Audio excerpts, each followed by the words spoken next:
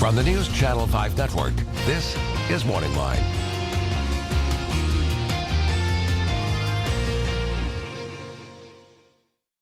Good morning, everyone. Thanks for joining us on MorningLine. Nick Barris here on a Wednesday. Good show on tap for you. I invite you to join in the conversation this morning because this is a topic being discussed not just here in Tennessee in our legislature and among their constituents, but across the country. Several states looking at the issue of transgender politics, I suppose. It's become a political issue, and specifically right now, transgender bathrooms in public schools. And legislation being considered that would specify what people can and cannot use when it comes to bathrooms and the like, and we'll see if that applies to locker rooms as well. And want to know what you think about it. We've got the number up on the screen, 737-7587, and we're going to discuss this morning.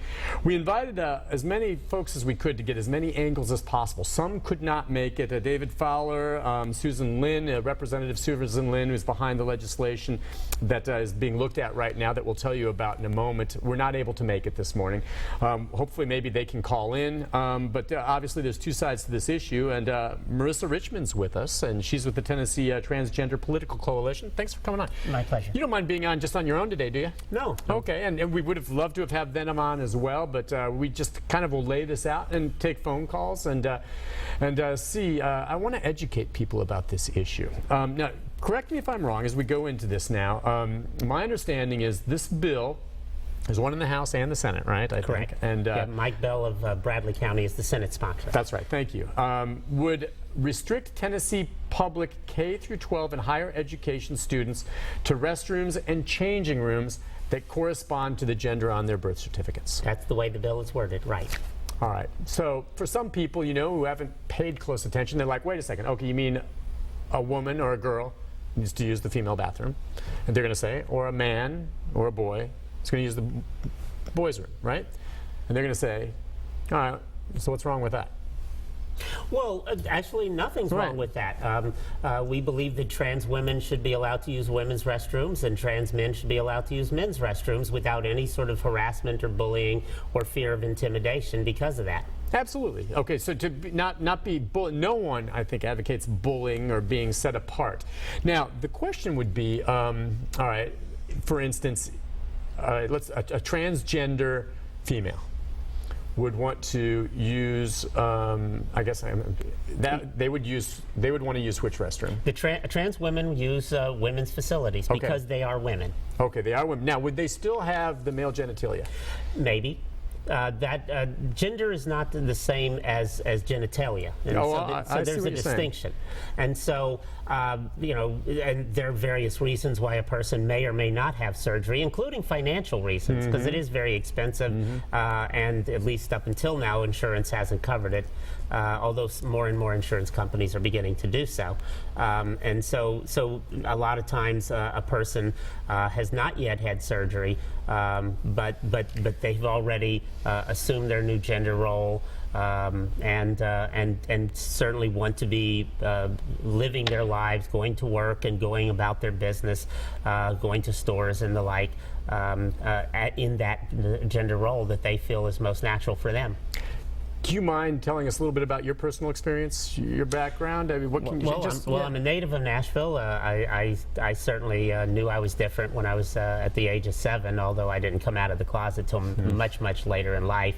My generation was a bit more difficult because we didn't have access to information like the younger generation today does, with 24-hour access and multiple means of getting information. We didn't have role models.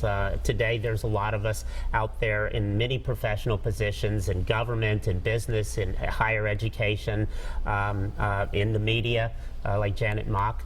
And so there's a lot of us out there who are now those role models, and young trans people can see that. And so they're actually coming out earlier and earlier. So we're dealing with some who are starting to come out of the closet, not just in high school, but in some cases middle school, and in a few cases even elementary school. and some of them have very, very supportive parents, and we talk to those parents about their children's rights, especially in schools, thanks to Title IX, which has been interpreted as being inclusive of trans people because it bans all forms of sex discrimination. And so we're making the opportunities available that my generation did not have. So you were born physically a male, but around age 7, you at least came to terms with the fact that your identity is that of a female. Correct. Is that correct? Okay. So how do you handle things now, or how did you when you started? And I know it's gotten better, as you say now, as we've become more educated. How do you handle it today when you need to go to the bathroom?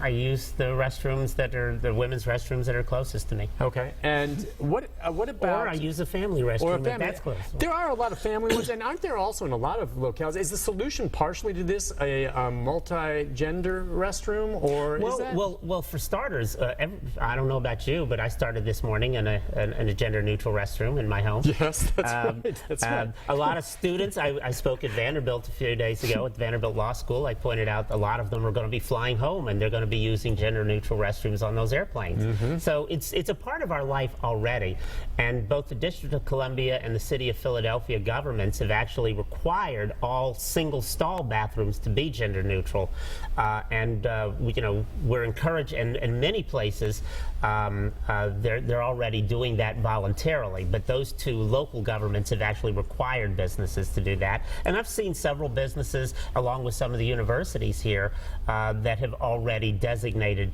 single-stall bathrooms as gender-neutral. So it's already happening. Let me ask you this. We're talking about bathrooms, and there can be stalls in bathrooms and the like. What about locker rooms or showers in locker rooms, as you know? I mean, well, transgender people tend to be modest. I know that's not the myth. That's not the stereotype. No, non-transgender people are modest sometimes, right, yes. too, of course. But yes, and so schools have said, that you can make reasonable accommodations so that perhaps, the trans student in PE, provided they want to take PE, a lot of them actually would like to get out of it. In some places they are getting those waivers, but that they're allowed, they can schedule use of the showers.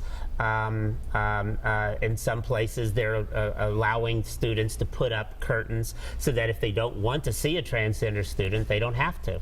Okay, because that's what I was going to say, be it in a high school locker room or even at a local health club.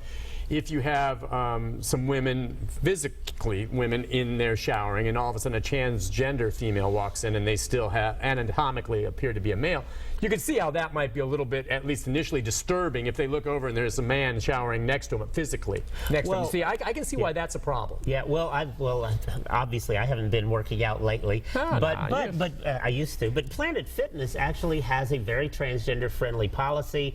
There was a situation in another state, I can't remember which one, where a cisgender woman, and that's the term we use for people who are not transgender, complained that there was trans people in the facility working out. So the Planet Fitness said, well, then you're free to leave. And so they said, we welcome all trans people. But you think the shower setup, if you were to shower, would it be? Well, some places they do have single stall, single shower. Since I haven't been in Planet Fitness personally, I can't speak to that. But there are places where you can go and have a single shower, and you can walk in and close that door, and it's opaque, so people can't see through it, and they can't see you. Okay, I see how that is. Listen, we're going to have to take a break in a moment, but first, let's squeeze in a phone call or two. And again, as I said, we invited Representative Susan Lin and David Fowler and others who are in support of this legislation, and we'll talk about why you have concerns about the legislation as well. They couldn't make it. They were welcome to call us and join in the conversation, and you can ask questions too. I know for many of you, some of this can be maybe a little confusing if you haven't paid attention. Let's take a quick call from Joe before we go to the break. Joe, good morning. Good morning, Nick. Hey, Joe, go ahead. I think for younger students or younger children, this could pose a problem. For older students or adults, I don't really see a problem with it. But, children can be very cruel, especially, younger children or middle school type children. So I can see a problem on transgender bathrooms with students like that. Now, adults, I'd say high school, above high school age or adults, I don't really see a problem with it. But I don't know how the legislation would work in that case particularly. But like I say, it's for younger children and middle children. They can be awful cruel to other people. Well, and he's thinking that by being allowed to use it, there'd been cruelty. But you're saying by being set apart, that would bring more attention to you, correct? Yes, in fact, These yeah. And youngsters. Joe does raise some interesting points here. We actually think this will increase bullying. There's already a lot of bullying of trans people, and we hear stories from all across the state of trans students when they're with their friends and they're walking down the hall and their friends go into a particular restroom and they have to stop and say, I'm not allowed to go in with you. And so that sort of marks them as different, kind of a separate but equal status.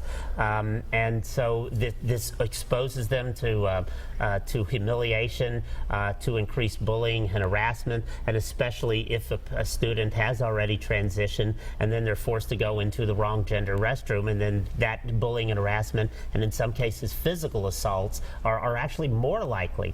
And certainly, while especially middle school and I will add high school students tend to bully, if we are educating people at earlier ages, and as some of these trans students are coming out at elementary schools, it's actually the kids that are not the problem.